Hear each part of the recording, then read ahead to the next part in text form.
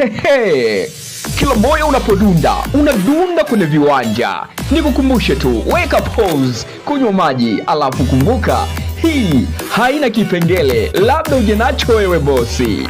Kumbuka kushare, kusubscribe, kulike na kucomment. Ukimaliza hapo sasa, kumbatia kodi ya Frequency. Ukumbukwe ni channel namba 1 kwa ubora wa habari za michezo, kujua tetesi za usajili, mahojiano mbalimbali ya wachezaji.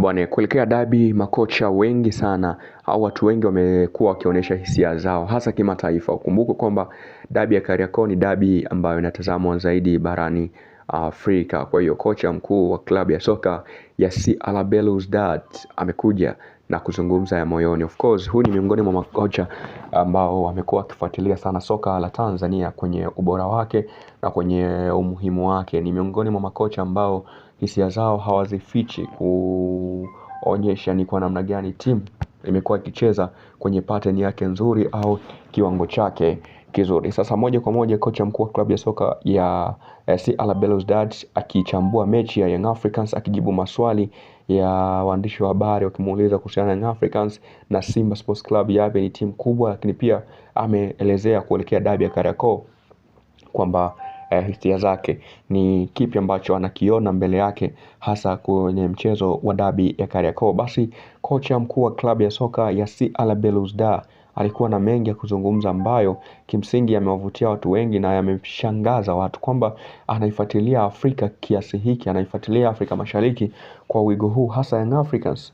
Why? Anasema kwamba mengi ambayo aliyazungumza alikuwa yanahusu uchambuzi wa mechi ya jana ambayo imechezwa pale katika visiwa katika ardhi ya Tanzania pale KMC Complex. Mechi kubwa, ngumu, dume kweli kweli, na hii ni mechi ambayo ilikuwa ni ya ukaribisho wa dabi ya Kariakoo ambayo imepewa jina la Damaro Kamara. Ni bonge moja la mechi ambalo nadhani kila mmoja atalishuhudia, kila mmoja atalisimulia kwa wakati wake. Yes, Young Africans wakiwa katika uwanja wa KMC Complex ambao wakicheza na JKT, ni kwamba JKT mapema tu walionekana kuumiliki mchezo na kuwashambulia zaidi ya Young Africans, ambapo Young Africans eneo la kiungo halikuwa vizuri, kwa maana pattern yao haikushikilia vizuri. Kwa hiyo muda wote walikuwa wanafikika kupitia maeneo ya katikati na pembeni ambako walikuwa wanatokea Sarehe Karabaka. Moja kati ya mchezo ambao ulikuwa mgumu kwa Young Africans na ukawa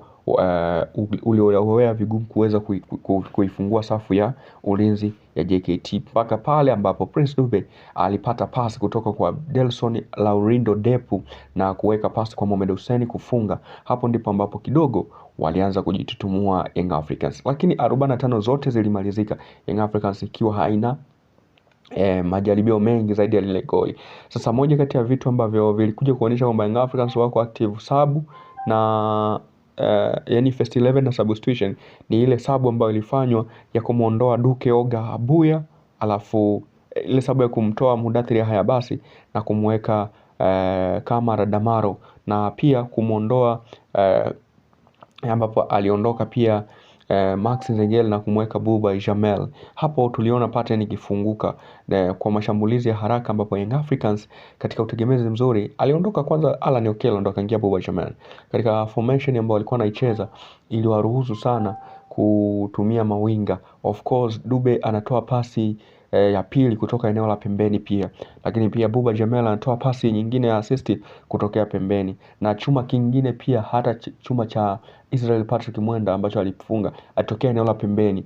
Of course ni namna ambayo ilikuwa ngumu kutokea katikati kwa ufunga JKT Tanzania, ndio maana Young Africans waliamua kutokea maeneo ya pembeni ambayo yalikuwa na udhaifu na kuweza kupata mabao. Kocha wa CR Belouizdad anawasifu Young Africans, anasema hii ni timu miongoni mwa timu ambazo zinakuwa haraka na zinaonesha jeuri wao katika soka la